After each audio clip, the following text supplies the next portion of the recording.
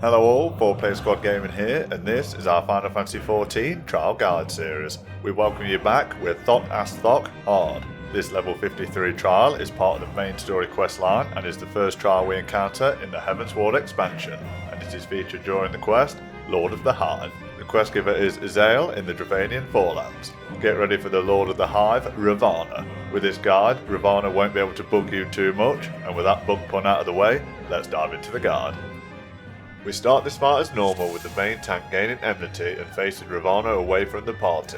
Ravana has a hard-hitting frontal cleave, blinding blade that the rest of the party must avoid. Make sure to heal this damage as necessary. After a short while, Ravana will go into the first defensive stance, the Seeing Tail. This will buff Ravana with directional shields that damage anyone attacking Ravana in that direction, and will also knock back melee players. Either stop attacking for 5 seconds until the buff wears off or attack from the non-protected sides. During this fight, Ravana will have a bloodlust gauge that will fill up slowly. When it reaches 100, Ravana will gain a stacking damage up buff. This acts as a softening rage for the fight. After the first bloodlust stack, Ravana will then start the first slaughter phase, with Prelude to Slaughter. This is a large point blank AoE, make sure the party gets out of max melee range to avoid the damage and the knockback. Directly after, Ravana will jump up and start 2 AoE patterns. These are column AoEs across the arena in a random pattern, avoid as necessary, and then a fiery donut AoE, run into the centre to the safe spot. Being hit by any AoE in this fight will give a stack of vulnerability up, which can become a big problem later in the fight. After Prelude to Slaughter, we deal with the basic Slaughter. To avoid the damage from Slaughter, stand directly behind Ravana and you will avoid the large 270 degree cone AoE. As before, you will now have some AoE to avoid.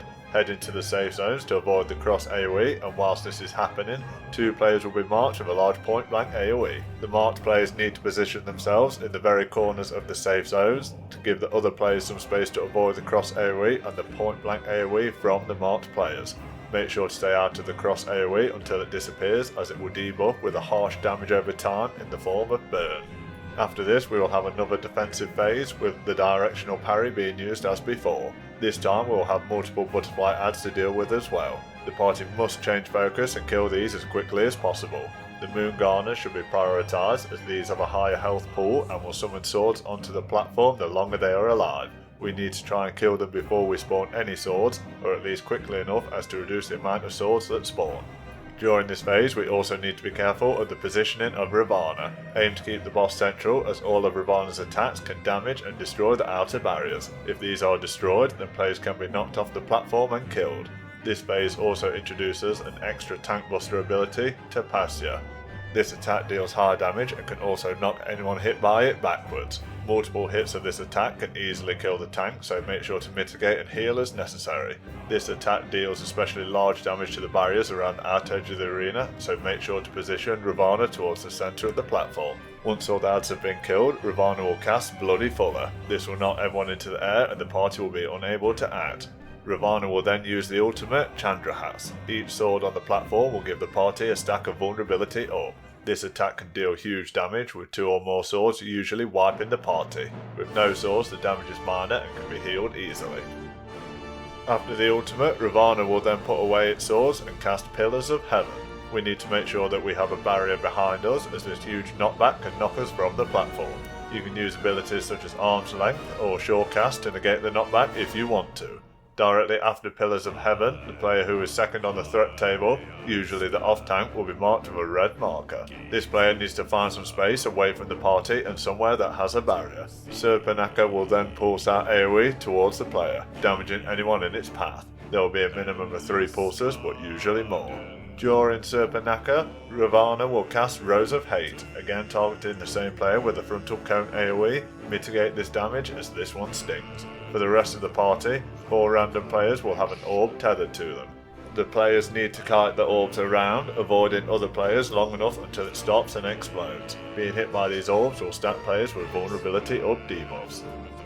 The final phase is Swift Slaughter. 4 players will be marked with 1 to 4 swords. This indicates the order in which Ravana will dash towards the player dealing damage. The players need to spread out away from the other players and ensure that no one stands in the line of sight from Ravana and the player. After Ravana has finished dashing at the players, there will be another fire donut AoE, head centrally as before to avoid this damage. The mechanics mentioned will then rotate until the Lord of the Hive is down. And there you have it, Thok Ast Thok Hard is complete. Remember to commemorate the player you believe deserves it most and pick up your loot. We give this trial a difficulty rating 3 out of 5 swords. This fight is relatively simple. The only things to mention are the swords during the ads phase and making sure to stand with your back facing a barrier. The special loot for this trial includes Ravana's 4-wing and the Ravana card. Remember to like and comment if you have enjoyed this updated Heavensward guide, and if you haven't already, click to subscribe. We are 4-Player Squad Gaming. Until next time, thanks for watching.